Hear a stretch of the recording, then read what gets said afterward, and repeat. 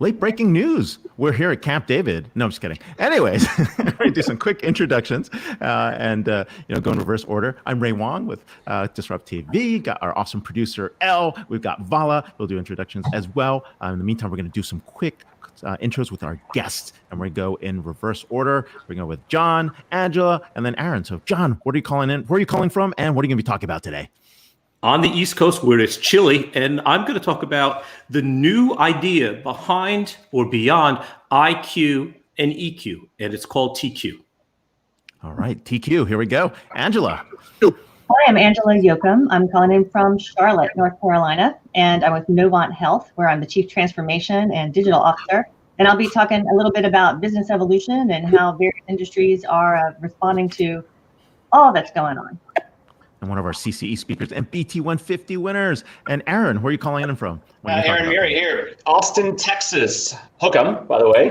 CIO UT Austin, the Dell Medical School, and UT Health Austin. Talk a bit about digitization and innovation on the fly, particularly with this past year and some of the things we've had to overcome. It's been interesting times. Also one of our CCE speakers and BT 150 winners. With that, Vala, do the honors. Great. 3, 2, 1. Happy New Year, everyone. Hello and welcome. Thank you for joining us on DisrupTV. My name is Vala Afshar. I'm the Chief Digital Evangelist at Salesforce and your co-host for the next hour. We welcome you to follow us on Twitter at DisrupTV Show. Send us your questions and we'll do our best to answer them live using hashtag DisrupTV. It's my pleasure to introduce my co-host, Ray Wang. He is the CEO and founder of Constellation Research, best-selling author of Disrupting Digital Business. His new book coming out in 2021 is Everybody Wants to Rule the World. And we're going to learn about that in a few weeks. He's a regular contributor to television, business, and technology news, including Fox Business, Yahoo Finance, and Bloomberg. He's a global sought-after keynote speaker, and in my humble opinion, one of the top futurists to follow on Twitter at RWANG0. Welcome, Ray, to DisrupTV's first episode of 2021.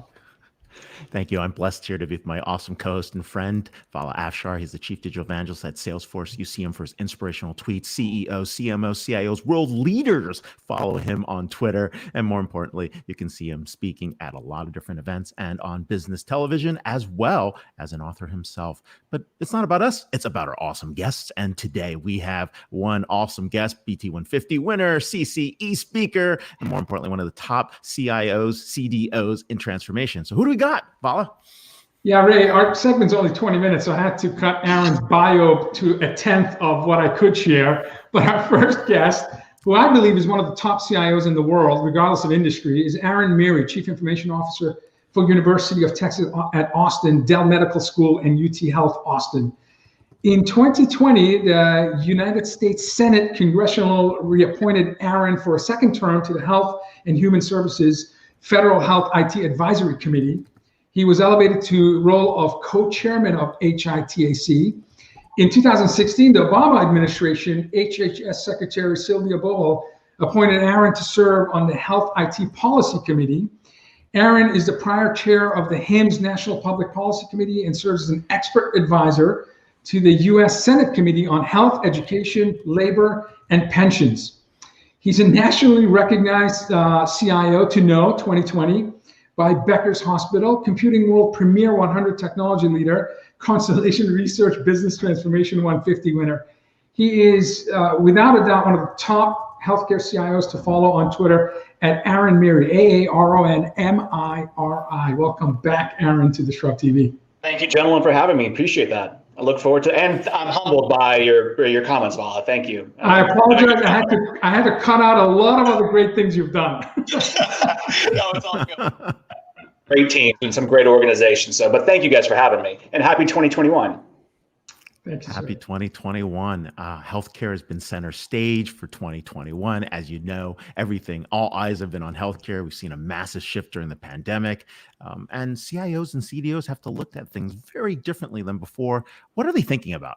Put us in the mind of your fellow colleagues, compatriots that are on the front lines trying to figure out how to support healthcare institutions. So it's interesting. Our chief clinical officer says something oftentimes, especially around with our executive team, which is find grace. find grace in all the chaos that's going on. And so really what we're doing as a technology team, digitization, is trying to calm the storm when it comes to COVID-19, keep operations going forward as we're expanding and always trying to innovate and push the edge, as well as find new ways of delivering care and delivering business. The great thing about COVID-19, although it's a horrific situation, has been it's forced organizations to adopt technology in a way they've never had to before. And so from our case, we were able to leverage some of the best of UT Austin to take advantage of things like 3D printing, artificial intelligence, some really high-end machine learning algorithms, great partnerships with some of the major cloud providers out there like Amazon and Google and Microsoft and others, and then really double downing on the fact that we have some of the fastest supercomputers here in the world at TAC, our Texas Advanced Computing Center. And so we're able to do things to help contribute to finding the cure for the virus with the vaccine. We helped to prototype the spike protein method. We also helped to decode the actual sequencing of the actual virus itself. So our clinicians, our researchers, our faculty, our students are some of the best in the world. And, just been blessed to be part of that and really helping to advance that mission and making sure that we don't lose sight of taking care of patients as we're doing all these wonderful things around it. Aaron, what I like about your social presence is not only it's full of technology and healthcare, latest news, but the humanity of, you mentioned grace, and I love the last week, you're like, be kind, Right. Be respectful. It's a mix of just being a better person, not just, a world famous technologist like you are. So I love that. I love that mix. We've had in 2020 several leading thought leaders like yourself and practitioners, from Paul Daugherty, who leads 300,000 technologists at Accenture, to folks running the North America Deloitte practice, tell us that the pandemic was a forcing function in terms of accelerating cultural and digital transformation by somewhere between 5 to 10 years. For example, e-commerce, we saw a 10-year spike in 2020 in terms of adoption. What can be said about the healthcare industry in terms of, and you just mentioned a half a dozen emerging technologies from machine learning, computer visioning, 3D. What has happened in your sector in terms of accelerated adoption of technology in 2020? Yeah, no, so I'll give you a real world example. I love talking stories, so let's talk about that. When I joined in 2018 at UT Austin, doing some phenomenal things, especially on the healthcare side, where we were leveraging data, big data, those kinds of things. But there was some question about, should we even look at virtual reality? Is augmented reality there? Is Oculus something we want to play with? And you always had the traditional faculty and clinicians and others are like, you know what? When you're doing gross anatomy, you got to cut into a cadaver. Doing this using AR or VR, wow, I don't know if we feel good about this or not, or whatever else. It wasn't anything. It was just comfort of delivering excellence and knowing what it takes to be excellent. Of course, being a technologist, I'm like, let's push the envelope and buy some Oculuses anyways. Well, that all paid dividends when we suddenly had to switch the entire medical school curriculum and our clinical practices to virtual, right? You still have to graduate medical students. You still have to get them through and give them world-class education and didactic experiences in the field. So how do you do that? Well, virtual reality, augmented reality, from home, leveraging Oculuses, leveraging three-dimensional programming on their computers and their laptops. That's important because you still got to give them that creativity. So it's one of those that healthcare did leap very much forward. But am I going to say 10 years? No. I would say by a few years, right? 2, 3, 4 years. And that's somewhat sad, but that's part of the business of it because we are actually keeping people alive at the end of the day. And so you don't want to push the envelope so much so that suddenly you leave your entire workforce behind, but you do want to get them there. The other good thing is that we double down on really listening to the sort of the youth of healthcare. What do people to experience? What do they want to be able to do, whether they're a practitioner or whether they are a patient? And so it also enabled us to leverage a lot of tools in the field for patient engagement that maybe wasn't so important in traditional times. It was like, oh, they're going to come in anyways. They're going to park. They're going to deal with the madness of parking in Austin. It's just, it's a terrible drive. Once you suddenly went digital, it's like, oh man, we got to give them an experience, but we also got to measure Net Promoter Score. We also got to measure things that have been on the consumer side and on the vendor side for a long time. Now suddenly hospitals and healthcare organizations started acting like retail. How do we keep NPS high and keep people happy versus just maximize billing and do what it takes to drop a charge and drop an E&M code? I really appreciate seeing that shift. UT Austin, of course, is on the edge of this. We're always embracing the future and moving forward. So not every healthcare organization jumped in 2 feet first, but they had to do something in order to keep the doors open. And I think that has helped the industry overall, which is why you see even last night, the Secretary of Health and Human Services extending the pandemic emergency, because they can't just go back. The genie can't go back in the bottle. We're not there yet. We're not going to be there for a while. So we have to embrace a new normal. What a credit to your institution to give you the flexibility to innovate and be forward-looking, and it absolutely paid off. But so many CIOs, so many companies were caught, in this light switch to a decentralized digital-only construct that we experienced starting March of 2020. And it's a credit to your institution and yourself to stay ahead of the game, which is great, which speaks volumes about your culture. I think it's important, Vala. And I also think it's important that we're seeing organizations out there. We're getting close to a year now since the official pandemic outbreak. You're seeing organizations also in healthcare and healthcare delivery that are stumbling. And they're stumbling because they can't get out of their own way, or they have legacy dinosaurs and roles that it's just not going to cut it anymore. These organizations, institutions are storied, 50 years, 100 years old. They can't tolerate leaders who can't be dynamic on their feet and have agility. And so you're also seeing a tremendous shift as to what is the role of a CIO. It's no longer a CIO. It's Chief Transformation Officer, Chief Digital Officer, and they're not going to afford to spend 3, 4, 5x the money on having all these roles. They want one person to do it all, and no nonsense and no excuses. That's the bottom line, and you can't blame them. Again, you're acting now more like a product company. You're developing something, and you want to be excellent than just, they're going to come in anyways because they always have to. It's a much different construct and mindset. It's a good point. If I didn't know you and I heard you speak, if I didn't know you and I heard you speak, I would have thought you're a chief experience officer, because often when you're talking about investments, you're talking about stakeholder experience. And I think that's in the DNA of every successful CIO that I know. Sorry, Ray, go ahead. Oh, no, I want to add, I think it's important. So these offerings that you're now providing are no longer geographically constrained. Right. And that changes what happens. And you're also seeing that with emergency use licensing with physicians and caregivers across state lines. And that kind of makes some shifts. Do you think that's going to hold in general in terms of the way we deliver care is no longer around borders and geographical constraints, as some of the predictions you might have for 2021? I do think actually that's going to happen. I also think mobility is going to be first and foremost before you think about the four walls. So let me give you 2 specific examples. Number one, when this pandemic broke out, Texas obviously was bordered by some fantastic states, but not everybody has a level of specialists that we do, as well as we also border with Mexico, which had just as many needs. They were all needing telemedicine assistance, telemedicine service. Telemedicine traditionally has been hampered by reimbursement issues, licensure issues, being that physician could practice across state lines, and then drug diversion issues, which is a DEA limits with your licenses to be able to give prescription drugs, which are sometimes necessary in the course of care. With all those relaxed, we were able to finally free the clinicians to be clinicians and take care of people wherever they are, across international boundaries, whether you're across state lines. How can we put that genie back in the bottle when we suddenly helped tens of thousands of people that maybe wouldn't have been able to have access to it before?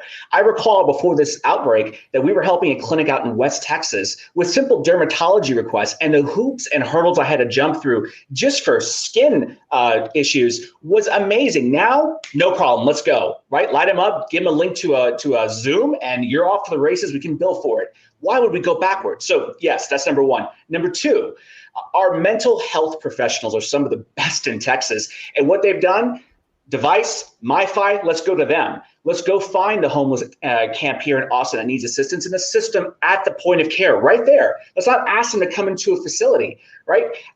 Mental health has been so underfunded for so many years. Now those professionals, those mental health professionals can go into the field, mobile, they feel comfortable with it, masked up, of course, and help people there. That's the way it should have always been. But now we loosened up the reins to be able to do that. So from a digital perspective and a transformational perspective, and to your point, as an experiential perspective, it's incumbent upon me to give them those tools to be able to do that, or they're going to go find somebody else who will, because the clinicians are not going to. Yeah, so, again, another hallmark of successful CIOs, there are no IT projects, they're business projects. And the business wants to be mobile, business wants to be social, business wants to deliver insights at the speed of need. So what advice do you have to other trailblazer CIOs or CIOs who aspire to be trailblazers like yourself when they have to balance security and scale and availability while they're moving at breakneck speed to try to innovate and improve, again, perhaps the stakeholder experience as their North Star for 2021 and beyond? Yeah, no, great question. So first thing I always tell people is seek first to understand. Listen. Go listen to people. Go get out there, go into the field, go into the operating rooms, get out of your office and go talk to people. Do not be a dinosaur who thinks they can dictate from behind a keyboard. You're going to be gone. I promise you, you're going to be gone in 6 months or less, especially at the speed of light pace that we're going now as organizations. So that's first. Seek first to understand. Number two, find great mentors. The two of you are mentors for me. I listen to both of you all the time. Look at what you're posting out there, what's going on in other industries, because I can bring those concepts in some form or fashion into healthcare. Why is it that McDonald's is now one of the fastest rising companies on the top 50 from a digital perspective? Because they listen to their customers and they're adopting a better way to give a Big Mac. Okay, let's give that retail experience to our clinicians. Now I'm trying to figure out how to do a quick registration process for vaccinations to get, tens of thousands of people vaccinated. I'm looking at industries like the Ritz, like McDonald's, like what other people have done to bring in some of those concepts into healthcare. Why not? So that's number two, is find mentors and great stories you can adopt.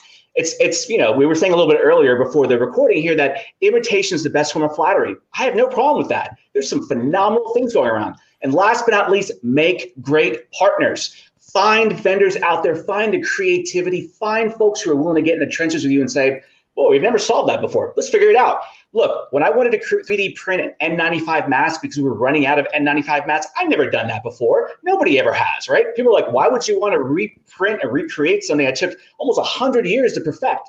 Because we couldn't get them. So I said, let's partner with some of the best. We partnered with Microsoft and others to do three-dimensional facial scannings. These people are phenomenal, but we wanted to learn from them. And we were able to recreate an N95 mask at filter 0.2 microns in 4 weeks. It was unheard of. And now it's going through the FDA certification process because I wasn't going to let my clinicians wear a bandana into a COVID positive patient room. Not going to happen on my watch. That's what you need. Amazing, amazing. By the way, we have video evidence that you said Ray and I are mentors, so I might put that in my bio. Aaron, Miri's mentor. So I'm just giving you a heads up.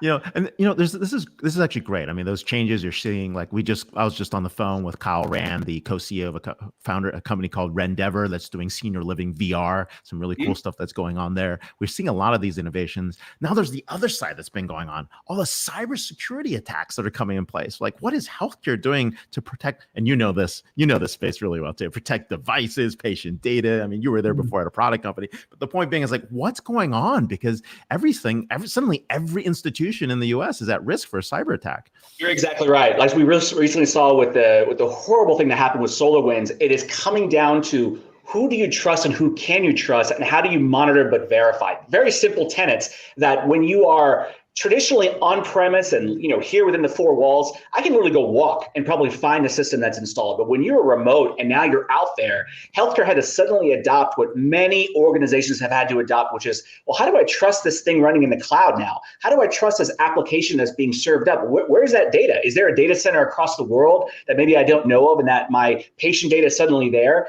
Having different kinds of conversations with companies that maybe you wouldn't have had to before. So what we've done here at UT Austin is double down, making sure we understand third-party risk, which again was what attributed to SolarWinds risk, and understanding who are our key vendors and what are you doing with that data. When was the last time you gave me a SOC 2 Type 2? When was the last time we actually talked to your security team and your product team and know what are you doing? Are you coding in some Java ancient language, or are you more modern? What's going on? Those conversations healthcare has not been good at traditionally, but we're getting good at it quickly and rapidly, which is why you really can't find good cybersecurity professionals on the market openly available, because they're all taken and they're all being well compensated to stay where they are at. Absolutely. This is my last question, Aaron. I just want your thoughts about having Elon Musk as a neighbor of yours. And tell us about you have the foresight to realize that Austin, Texas, it's going to be potentially the next hub for technology trailblazers. What's the scene like? And tell us why we should consider opening up our next company in your neck of the woods. So both of you should move here, and we have great barbecue. That's number one. No, for real though, the true person with the vision that saw Austin, what it could become Austin, is Michael Dell, right? When Michael Dell, yeah, absolutely. Start Dell, and he's done what he's done for this community and given so much back to the city of Austin. He knew one day Silicon Hills truly would be Silicon Hills. Elon and others are just late to the game. They're realize, right? But they're brilliant. So what I like about Apple and Tesla, and now that Google owns one of the biggest buildings in downtown Austin, Amazon expanding its footprint here and here. What I like about that, in addition to the oracles and all the others in the area, is the fact that they realize that the common element here is access to talent. Texas is putting out some of the best graduates, and not that I'm UT biased, although I am. Hook'em.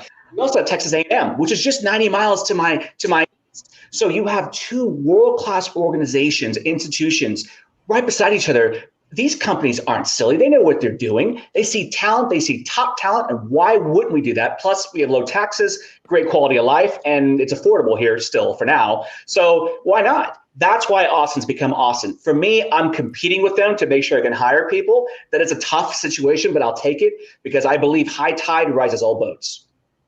I'm making a prediction. We may be looking at the next governor or senator of Texas. Aaron, you're a great champion. Mayor of Austin, at least. Mayor of Austin. Aaron Miri, Chief Digital and Information Officer at Dell Medical Center. You can follow him on Twitter. Awesome tweets. Anything you want to know what's going on. And healthcare at AARONMIRI. Of course, Chief Digital Officer, Chief Digital Transformation, and of course, what's happening as a CIO. So thanks a lot for being on the show. So thank you. Appreciate it. Cheers. Thank you, Aaron. Terrific.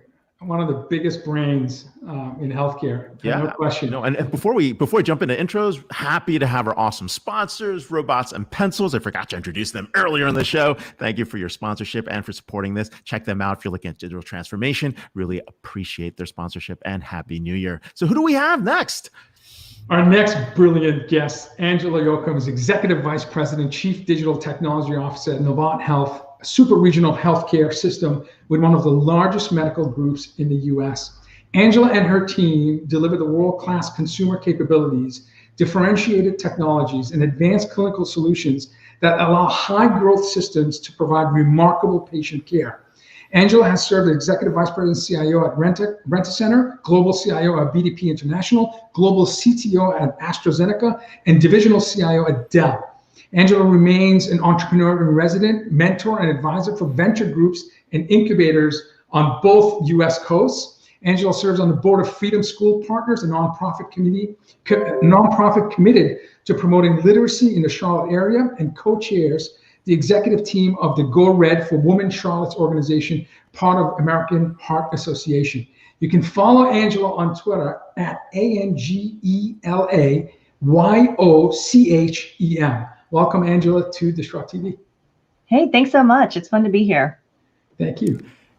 Hey, we're real excited to have you. And part of the reason is you come at it from so many different industries. You're sitting at the convergence of experiences from all sorts of industries, along with the fact that healthcare is changing, given the delivery models, given the way that we're thinking about access, and you're smack in the middle of it. So I think it'd be great to give some context as to how you're seeing that world converge, and more importantly, some of the larger trends that you're seeing. Great. So, I mean, I think it's interesting, regardless of the industry that we find ourselves in. There is almost no industry that can look at itself critically and say, we look the same as an industry today as we did 5 years ago. So, you know, the ways in which companies in a various industry makes money, the way in which you become a market leader in an industry, the way in which you connect with your consumers or your customers has changed. The ways in which you leverage data to make decisions about every aspect of your business. These things have changed radically for every one of us, for every industry. And so if you're an industry expert and your differentiation has historically been, oh, I've been in this industry for 20 years, you better get ready, because the industry is not going to be the same as it was a year ago, 5 years ago, when we go, you know, forward 2 more years, 3 more years. So I think that what we're seeing in healthcare is very much the same as what many of us here today have seen in our respective industries. It is a rapidly evolving environment regulatory evolution that's happening very quickly, obviously a number of external factors outside of regulation, such as civil unrest, such as environmental factors, such as non-traditional competitors that are emerging. These are all things to which we have to be prepared to respond and preferably get ahead of and find ways to win in the new world. What a great point you just made, because what's common with all three guests on Disrupt today, you're all technologists, you're all transformation leaders, pioneers, but it's not about just technology. What you just referenced in the last sentence in terms of the highly disruptive year that we just experienced, and 8 days into this year, it seems like that's just a continuation of 2020. You're talking about the COVID crisis, obviously, in the healthcare issues that we face, racial unrest, political division, climate change, fires and floods, and of course the mass dissemination of misinformation that's consistently eroding trust. So you have to lead transformation in the roles that you have, but what type of leaders do we need today in our industries when we're faced with so many challenges on top of each other? And it seems like it will continue well into 2021 and beyond. Well, I think first you need leaders who are situationally aware, right? Who recognize that as headwinds, as their companies start to face headwinds, whatever they may be, the phrase, "it's time to go back to basics," should never be used. Like, that should never be used again, because there is no such thing as going back to the way things were. The leaders of today need to not only be able to recognize the situation in which they find themselves, they need to be able to start recognizing trends and predicting how to become more agile over time. Our friends, speaking of Texas, our friends down at the Feld Group, I think in the Dallas area, have this notion of making a distinction between strategic business agility and tactical business agility, which I think is really interesting, because it's the tactical business agility, which is a core foundational capability that all of us need to thrive in the environments in which we now find ourselves, such as all of the things that we've been struggling with in the last year. But it's strategic business agility that's going to allow us to compete and to win and to remake ourselves going forward, so that we don't hang on to those old lines of business, with an iron grip, and instead think about how adjacencies should be explored. Think about how maybe fledgling lines of businesses could be nurtured, and how investment can be shifted back and forth. And you say it's not a technology problem, but it's impossible to separate all of the new business models and the ways in which we engage various entities with whom we are co-creating without talking about the advances in technologies that are happening. And that's why, in my case, when you introduced me, you said I'm the Chief Digital and Technology Officer. That was true. Now I'm the Chief Transformation and Digital Officer, because it's impossible to separate the two. Even as business leaders who are my colleagues with whom I work, who are brilliant and they're amazing, as they pursue these new opportunities, so are there opportunities to accelerate those opportunities. It may not be reasonable to expect someone without that deep tech background to recognize. Right. So my teams are deployed across the board in ways that don't look anything like an old tech team. Right, absolutely. I just read that only 10% of people that go through open heart surgery change their life habits, exercise, diet, sleep. So it reminds me that even though you can go through a life and death scenario, 9 out of 10 go back to doing what they used to do. So the ability to unlearn and relearn the new seems to be a superpower that we need. So, you said be self-aware in terms of the type of leadership. Is it easier now to convince people that you need to lean into technology and new business models in order to survive, given what happened in 2020? Or are we still going to see 9 out of 10 people resist change and unfortunately not be relevant in the near future? Your reputation for providing excellent insights has obviously preceded you on this call, but once again, you've demonstrated your capability here. There are the great thing that came out of 2020. People like to talk, you and Aaron talked about it. People like to talk about, oh, you accelerated digital health. Well, sure. A lot of adoption, 25,000 virtual visits a day, that sort of thing. Yeah, of course.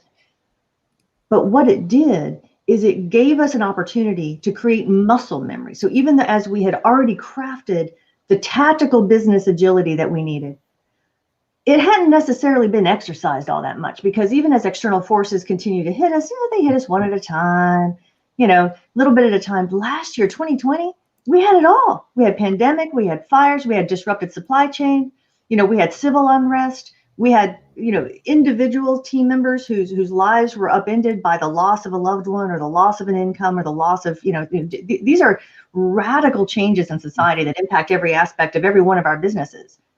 At Novant Health, we were able to now build that muscle memory that I think is going to take us through, and I suspect other companies in other industries as well will now be better positioned to respond to whatever is going to be next. So that's what I like about 2020. To me, that's the broader capability set that's now been cemented in a lot of our businesses. Absolutely. We talked about the regulatory oversight that was in place, sometimes a barrier, and some of the cultural barriers that are in play. What would be on your wish list to be able to, in terms of remove from a regulatory perspective, or to open up things to improve access, or to improve, cross caregiving, or improve, the ability to cross fertilize from different industries? What would be on your top list? Well, you hit the nail on. You mentioned it earlier, Ray, which is not unusual to hear whatever's top of mind for me come out of your mouth in advance of me saying it. But I'm telling you, that whole licensing issue cross state lines. Come on, guys. Why are we still talking about that? It is. We think about the things that are most important as we think about raising the health, increasing and improving and maintaining the health of our communities. We need to provide access to care, and not everyone can just hop in their car and take a day off work and tootle on down to the nearest clinic, right? We need to improve access to care, and we need to improve quality of care. And then there are the costs associated with care, which we can talk about later.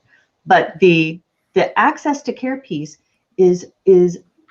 can be largely, as well as quality of care and speed to diagnosis, can be largely addressed if we had more freely available virtual visit capability. Technology exists. And by the way, now the adoption appetite's there. And the adoption appetite, not just on the part of the patient communities, but on the part of the provider communities.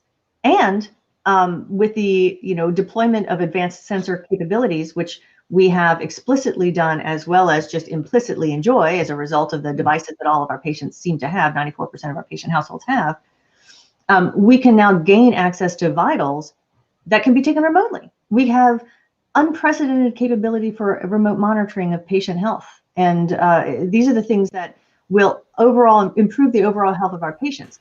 But if I'm limited to an unnatural artificial tie between where the patient is geographically and where the advanced practitioner or the physician is geographically, that's an artificial constraint that creates a scaling issue. And that doesn't seem like it's in the best interest of anybody. That makes a lot of sense. That makes a lot of sense. It makes a lot. Yeah. I mean, this framework that people have been working under has completely disintegrated in the past, and the new frameworks have evolved. And I think we have to get really good at sharing them so other people can adopt them more quickly. Because that is, back to your earlier point, that muscle memory and our ability to actually show people that this is more effective and quantify that. I think that's what people need. They just need that little kick. We can start moving in that direction. So that's right. Absolutely. I also think as incentive programs shift from volume to value, preventative health, proactive engagement, especially since 2020 showed us how little we valued decentralization and decentralization to a digital only construct that due to the pandemic. So when I think about future companies that can really accelerate transformation, I think of technology companies. I think of Amazon. I think of folks that have built decades of muscle memory and capabilities in terms of understanding and, in fact, predicting the best experience in a digital-only, distributed-only model because they have ecosystem, they have infrastructure, and they're well ahead of most what I would say digital immigrant companies that weren't born in the cloud, weren't born mobile, social. They don't have AI underpinnings in terms of how they make informed decisions. What are your thoughts in terms of the dominant players in healthcare, in terms of really becoming the North Star of transformation based on their capabilities, core values, talent? Will it be tech companies that lead this revolution in healthcare? Yeah, so a couple of great questions there. first of all, let's talk about the notion of a tech company. Every company is a tech company, should be. So think about it. Think about Domino's delivering pizza. Think about the Washington Post, in the ways in which they're or any publication, that is now really a tech company. Think about the ways in which revenue is generated now. It's through technical mechanism, right? Think about the way banks operate. Are they really like moving dollar bills around in trucks from location to? This is a technology company. These are technology companies. The companies in any industry that compete well are the ones that think of themselves that way. You're right. They're late to the game thinking of themselves that way, but there's nothing preventing them from making that switch. It's truly just a mindset issue. And if you look at the technology companies, Amazon's the classic example of a company that built a core set of capabilities. And instead of labeling itself a bookseller, labeled itself a tech company, and is now expanding easily into around the edges of a number of different traditional industries, taking on lucrative portions of those industries and doing it very well. Not taking on all the baggage associated with those industries, just taking on the bits that make them money. And what a great business model is that? So there's no reason to think, and by the way, we talked about tactical agility and strategic agility. Those are core capabilities that they built into their organization. And why would we not build the same? So at Novant Health, we've built the same set of core foundational capabilities. And my CEO, Carl Armato, I refer to him as the digital CEO because everything about the way he thinks, all of our expansion, all the ways in which we think about engaging the communities, my colleagues thinking about the ways in which we get to faster diagnosis, get to more personalized treatment, predict major health events before they happen, get advanced technology in the hands of our patients and our communities, bring in health equity, all the things that we care about can be accelerated and achieved as a result of the adoption and investment in technology and most importantly, a robust data environment and ability to crunch that data, right? Ability to crunch it and use it to identify trends and make predictions and get far out ahead of anyone else in the market. But it must be awesome to have a digital first CEO. That's such a critical mindset to have, in my opinion. Ray. Very lucky. Yeah, no. Actually, in the back of my mind, I'm realizing like how important this interdisciplinary piece is, right? You had tech experience, you had financial services, you had insurance, you had consumer, right? They're all coming together, right? And if you were to tell another CIO, and if you're mentoring another CIO that's just getting started, would you tell them to specialize, or would you tell them to make sure they get a good broad view of the different industries? Because the CIO skill set, is a core skill set, but the industries are a little bit different in each of these areas. Well, there are a number of ways to get that broad perspective, right? You don't have to jump from industry to industry to industry. There are ways that you can serve on the boards of multiple industries. For example, I serve on the board of a large insurance company today. I serve on the boards of banks. I serve on the boards of nonprofit boards as well that that represent various types of capability sets. And these are ways in which we can build our own perspectives, expand the way in which we've it's just essentially expanding our experience through close engagement, even though you're not actively working as a member of the management team of that company.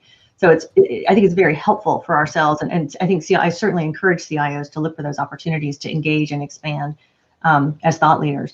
The second thing I would say is, if as a CIO or a technology leader, whatever your title is, you think that your reason for being there is 100% to provide that domain expertise, and you're going to sit over here in a corner until you get asked a question about how technology can help with something, you're not going to be sitting in that role for a long. I think Aaron articulated it beautifully. If you're sitting there at the executive team table, your obligation is to be able to explore all aspects of the business, is to know it cold, right? Have a grip on your space, but also grab a grip on other spaces so that you can make right decisions. You're making decisions collectively, one hopes, and and do what you've been hired to do for the company, for the shareholders, for your constituents, whatever the circumstance. So it's not for the faint of heart, for sure.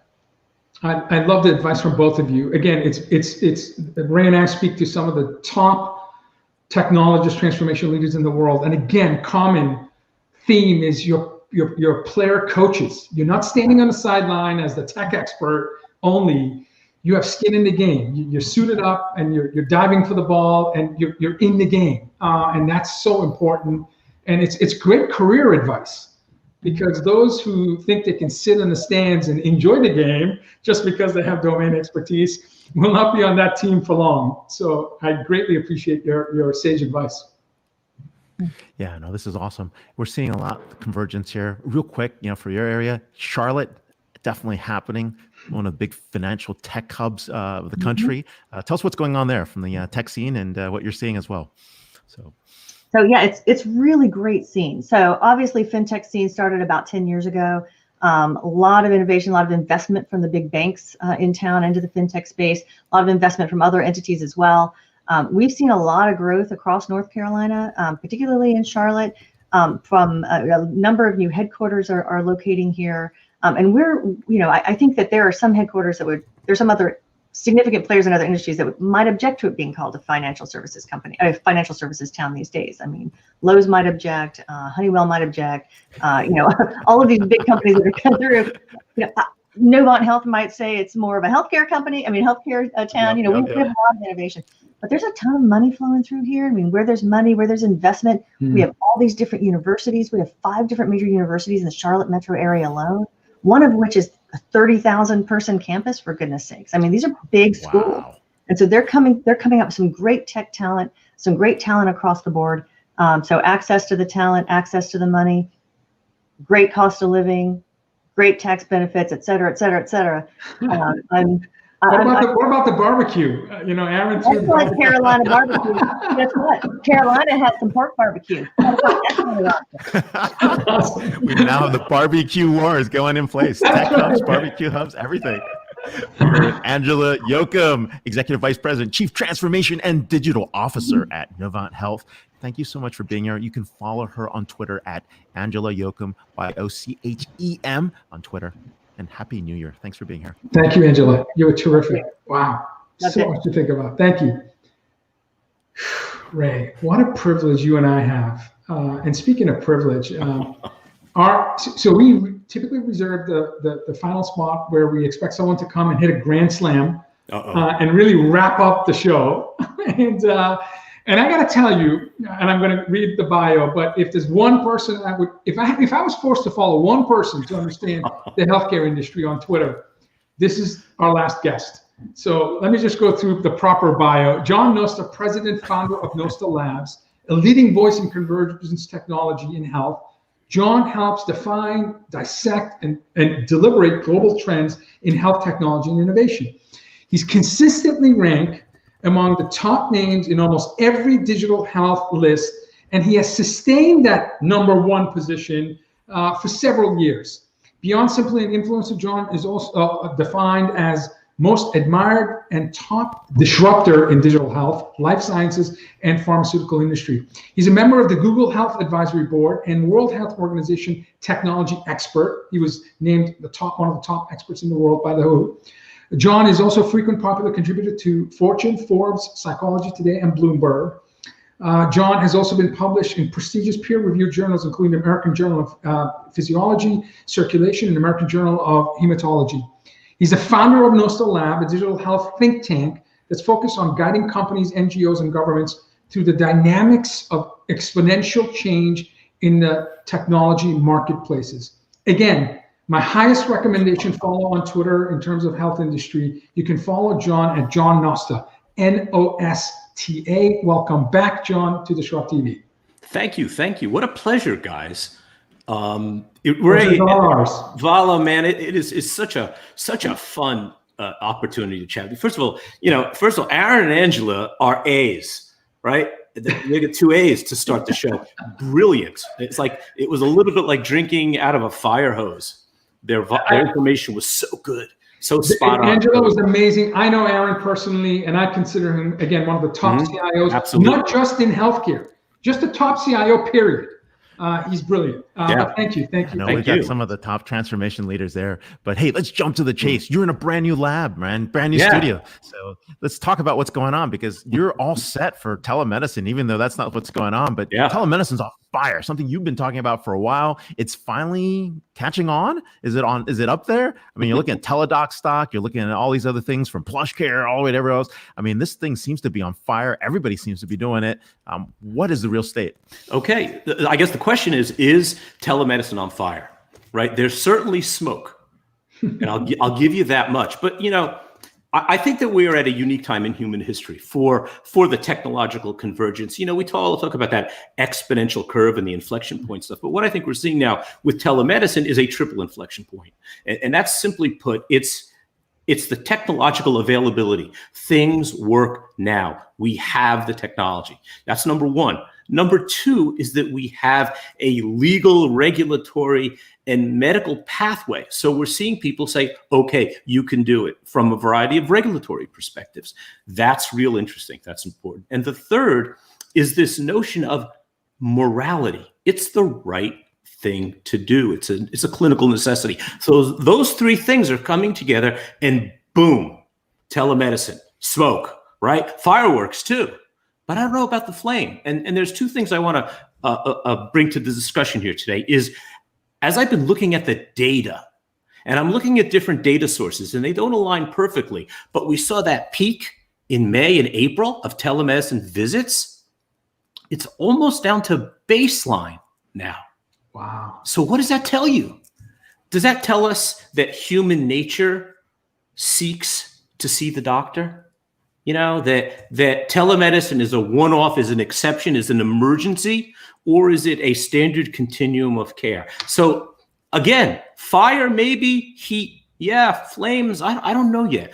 I'm still trying to figure out why that's gone down. Now, there is a cyclical nature of telemedicine visits. Like I see my doctor every 6 months, so I don't need to go there, right? But I think across a variety of specialties, we're seeing things that are not working. And there's something not going on right there. Now, that's number one. Number two, which I think is just as important, is we've done something that I think is fundamentally wrong. Now, let's go back to the user experience, right? You guys all remember the user experience and how that changed technology. Well, back in the old days, we took our 4-page brochure and we put the cover on page 1 of the website, and page 2 was page 2, and page 3 was page 3. Hey, don't give away our old website secrets. That's what we did. That's what we're doing with telemedicine. What we're doing is taking a clinical visit and translating it to a Zoom call. Is that the optimal way you want to interact with your physician? I think that may not be the case. We need to develop not a customer experience, a user experience, a UX. PX. We need to have a CX, right? Or a CLX, a clinical experience that uses technology, that maybe experiments with how you listen to breath sounds or heart sounds or EKGs or other clinical dynamics, so the physician has a more robust telemedicine visit. So for me, it's telemedicine 2.0 or telemedicine 3.0 that's actually going to do something that's really interesting. It's going to make the telemedicine better than the office visit. And that's a game changer. Wow. I mean, you're looking at tons of trends out there, and one of them is really, collaboration as well in terms of where this is happening. Telemedicine, collaboration, other things are popping up. Let's start with collaboration. Where do you see that heading, and what do you think is important? Isn't it interesting that when we talk about telemedicine, it's the ultimate collaborative experience? Should be, yes. Right? But what telemedicine does, it makes something old-fashioned come to life. What telemedicine does, it reinvents the house call. Yep. That old-fashioned thing where the doctor was in your presence, in your house. Now, maybe he didn't have a stethoscope there on the telemedicine visit, but we have all that stuff. So the essence of advancing the discourse, the dynamic, is collaborative medicine, right? That's old news. We've been talking about that for years now. The collaboratory. How many times we talked about getting all the stakeholders involved, right? I'm just tired of that. But what we have today is the clinician, the patient, the caregiver, the payer, all these people coming together. And that's interesting, right? The nature of collaboration is the way to go. But there's one fundamental point that's missing today. And I think this is the linchpin to the collaborative dynamic. Technology demands a seat at the table. Technology is our partner, and there's a variety of reasons for that. One is the collaborative dynamic today is really crappy.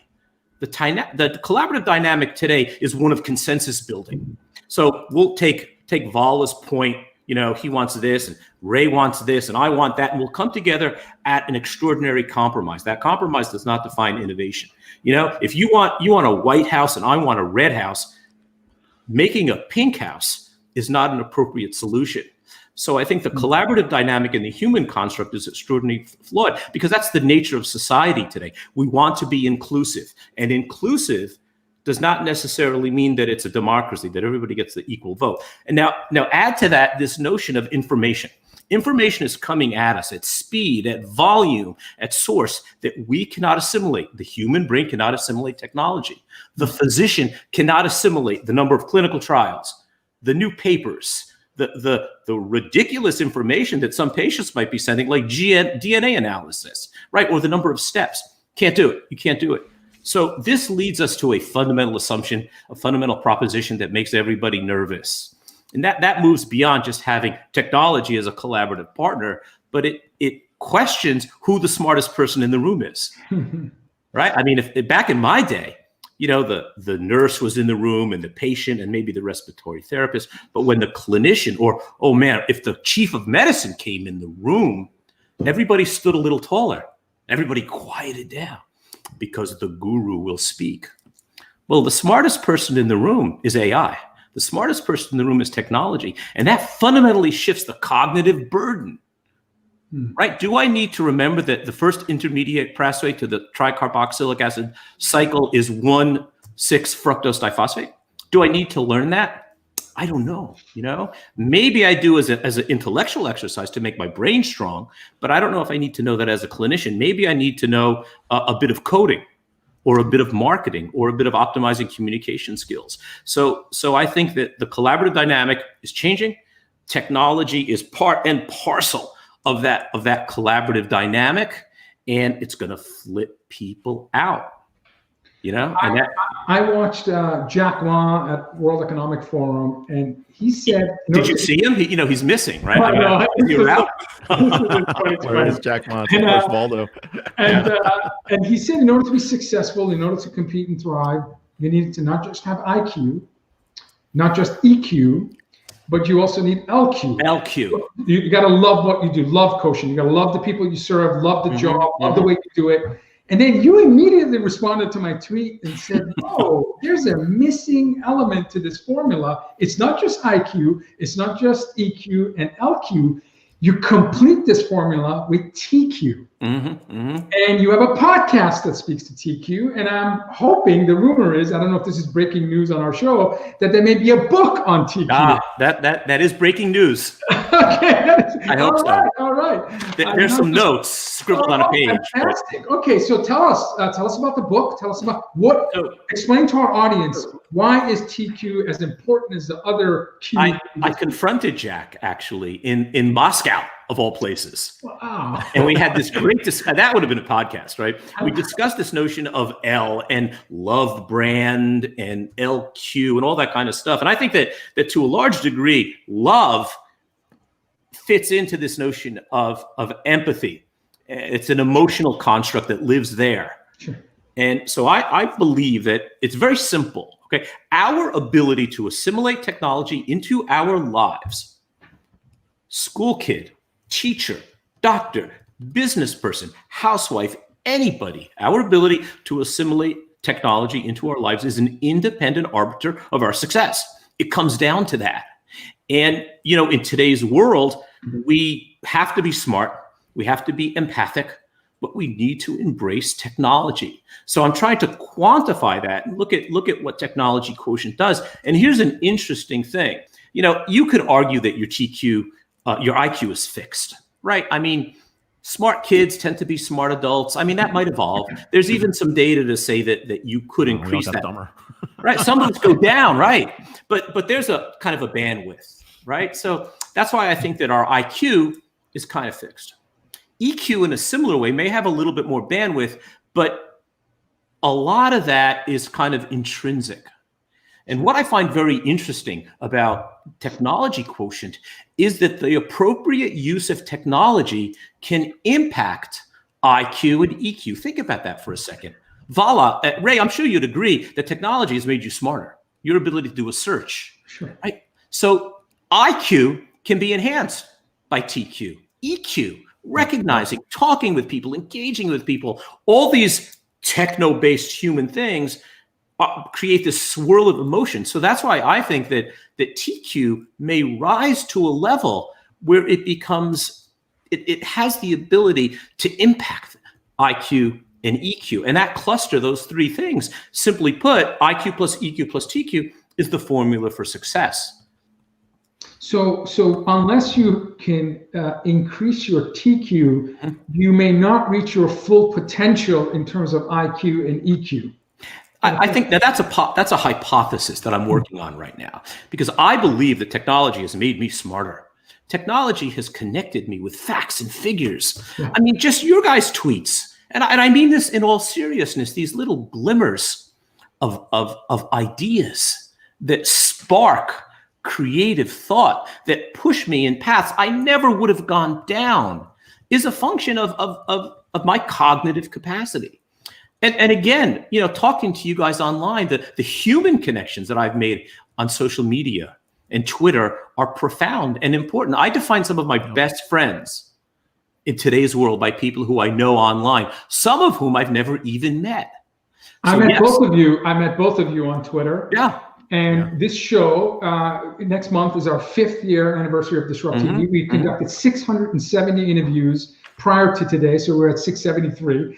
And no question, it has enhanced my IQ and EQ. I have such deeper appreciation of what trailblazers like you are doing. Now think about measuring IQ and EQ and TQ. Now maybe TQ is not a number. Maybe it's an amorphous shape, or it's a prototype of sorts. Maybe it has an X and Y. Maybe it's a dimensional shape that has form. You know, so I think there's lots of ways of looking at it, and this is really, really important, because every single client I speak with today, and I'm sure you get the same question: how can we drive innovation? How can we drive technology? How can we inculcate technology into our business? And the way you do that is to drive it into lives, because culture defines innovation and technology. Culture squashes innovation too.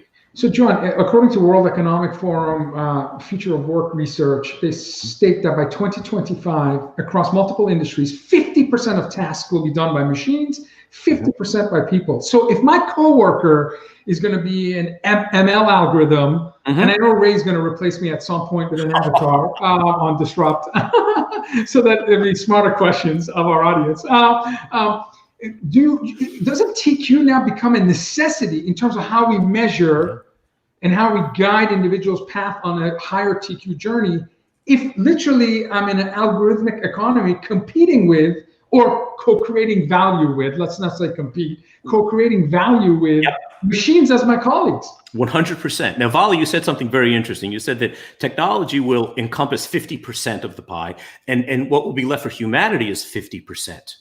Well, that's interesting, but I want to give you this thought: grow the pie. So technology will allow me to eliminate the spoken word and music that is mediated by sound waves and put that sound directly into my head. We create a whole new industry of music that has a profound range. Right now, we're limited by vibration. We can take music and pump it right into our head and have a completely different musical experience. Well, that's using technology to change the human experience as a musician or as a composer. So the 50% grows, and that's where it gets exciting, because the technology makes us more human. It doesn't compromise our human abilities. It doesn't restrict our human abilities. It's a path to richness and profound growth for humanity. Ray, every time I listen to John, he expands my mind. Just ridiculous. Really, really great wisdom. You know, it's that paradigm we were talking about before, John. I think you and I were on a panel, and we're talking about how the fact that, you know, you can, trust intelligent automation completely, We're going to have to augment the machine with a human so that that's where the learning occurs, and that's the pairing up. We have to augment the human with the machine to help us make faster decisions and get to the next best action. And then there are places where we're just still going to have to trust human judgment, right? And I think those are 4 paths that we're going to see across that automation spectrum.